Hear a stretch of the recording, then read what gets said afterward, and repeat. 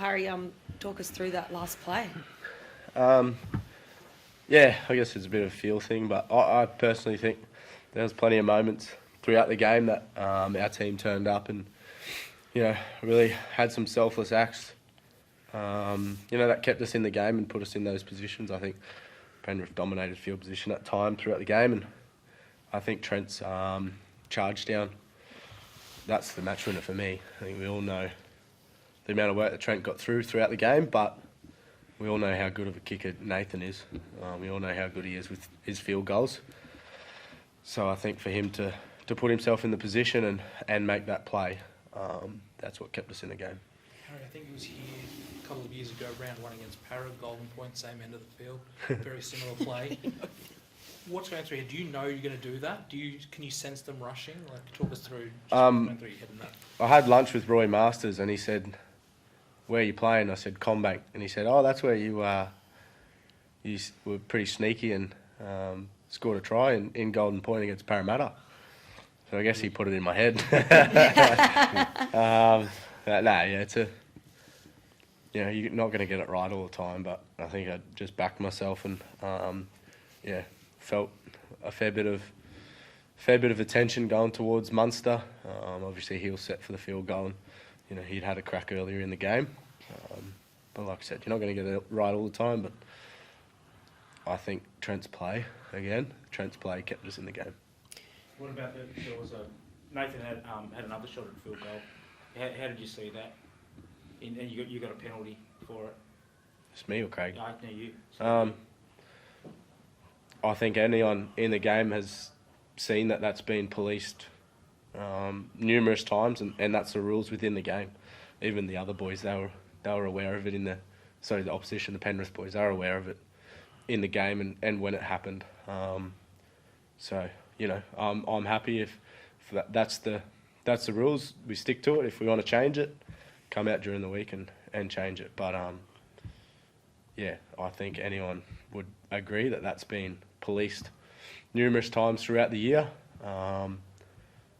And hats off to the officials for policing it the same way.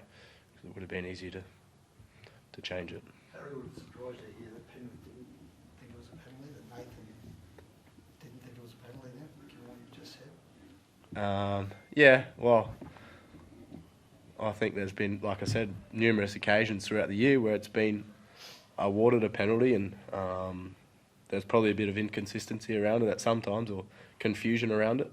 But as long as that's the rule, it's black and white, and take that forward. But like I said, even the players throughout on the fields knew that they weren't allowed to be in that position, else then get out of the road. So we all train for that. We all know the circumstances. We all know scenarios.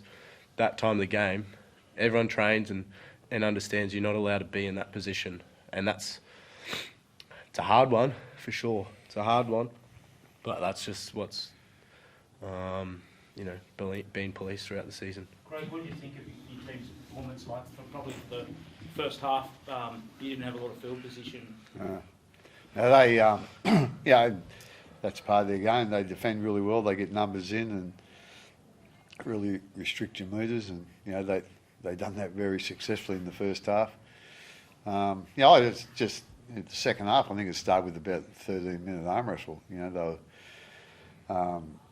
So that sort of gassed both teams, to be quite honest. So I was really impressed with the way our guys sort of hung in there and then sort of come home, nice and strong at the end. So like I say, Penrith, they know what they're good at, and they just stick to that. And they did that for most of the night tonight. They probably didn't complete quite as high as they would have liked in the second half, but the first half they were exactly that. And for us to come back from 8 points down against a real quality team like that, and as I said, they're just very methodical with what they want to do and how they want to do it, and they usually get it done. So I thought us just hanging in there, and then we got a couple of things went our way at the end. The last 10 minutes, and we took advantage of them. So I was really happy with the performance, and I just thought the effort was great.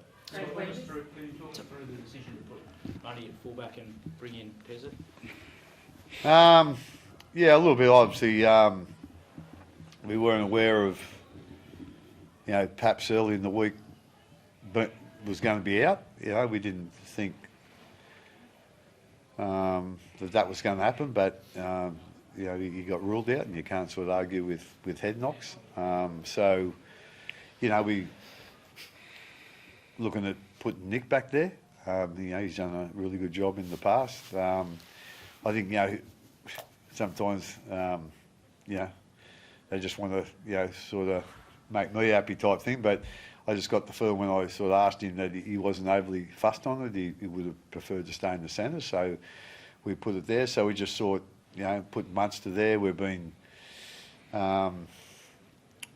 looking to give Jonah an opportunity, and to actually take control of the game. I was a bit concerned about who our opposition was, to put him in that sort of game. But we decided to roll the dice, well, not roll the dice, decided that was the right decision for us. And then, Wish has been playing a little bit in the halves and put Munn back to fullback, and he can do what he likes back there. Sometimes he gets a bit up in the front line. He's got to be there, or he's got to be here, whatever. He just likes being anywhere at any time. So we thought just put him back to fullback and see what happens. Craig, Marion Seve's been through a lot in his career so far. Yeah.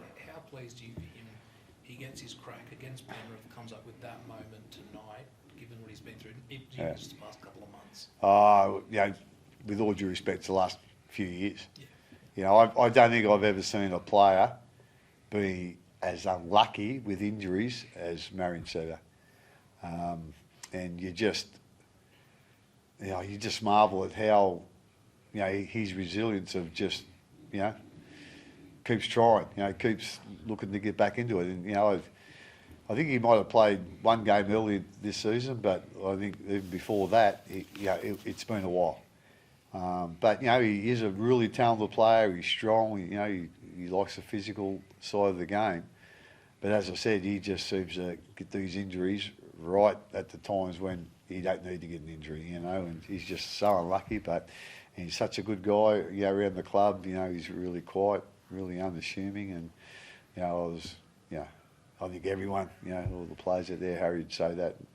Everybody, in the club watching him tonight, they'd be so happy for him, and he got what he deserved tonight. Has it said that it takes some time for him to adjust to wearing them? Like, has he spoken about the actual, experience of wearing them out there? Like, has he said anything about, he don't say much at all, to be quite honest, unless, he never whinges, so I'd imagine it'd be quite uncomfortable wearing them, obviously just wearing them for the last couple of weeks, and he's been playing footy for, 29 years or whatever it is. But, so, it wouldn't have been easy to get used to that, but that was the, I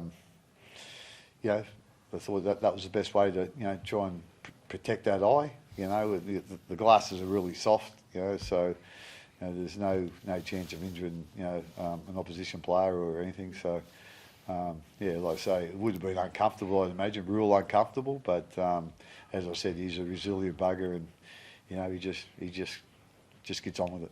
Craig, you've coached guys like Greg Inglis, Matt King, Matt Duffy. Have you ever coached anyone as good in the air as Xavier coached? Like what he did tonight, even for that try for Joe Chang, I think he got over 2 Penrith defenders to bat it down. I don't think I ever have. I don't think, with all due respect, and to those guys you mentioned, and probably a few guys I play with or whatever, I don't think I've ever seen a better winger than Xavier Coates. He just comes up big plays. Like come up with a big one again tonight. He's like it was only a carbon copy of last week, but he put his foot out, and then tonight he just stayed in. So like I say, he just keeps coming up with big plays every week. So and it's not as if he just hangs back on weights for the big plays. He does a whole heap of work as well. So he's one hell of a player. Sorry, Harry, can I take you back to that play with Leona? I think Ivan, I don't want to misquote him, but he said, in reference to the try he scored, but also that play, he said, Harry was too clever for us at either end of the field. I guess the insinuation from that is that that was a smart bit of play by you, almost to milk the Leota penalty. Like, was he moving? It looked on the footage like he was moving at the time you bumped into him. And the suggestion that you played for it, I wonder whether you could respond to that. I guess. I'm not sure. I think maybe the idea would be to Penrith have played in a fair few contests where they've kicked field goals.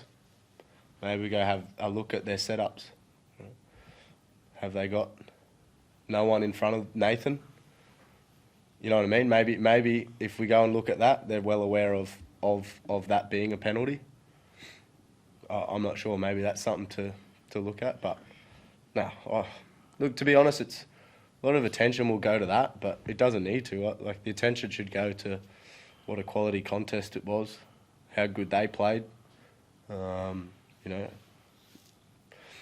we were sort of underdogs and had a fair few players out as well, and we turned up. So I really think that's attention will go there. Attention will go towards that call decision.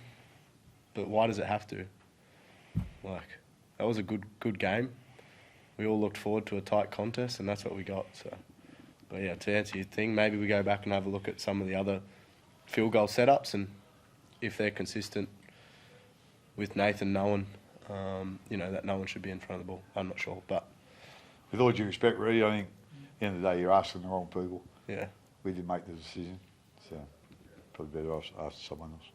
Thanks, guys. Thank you.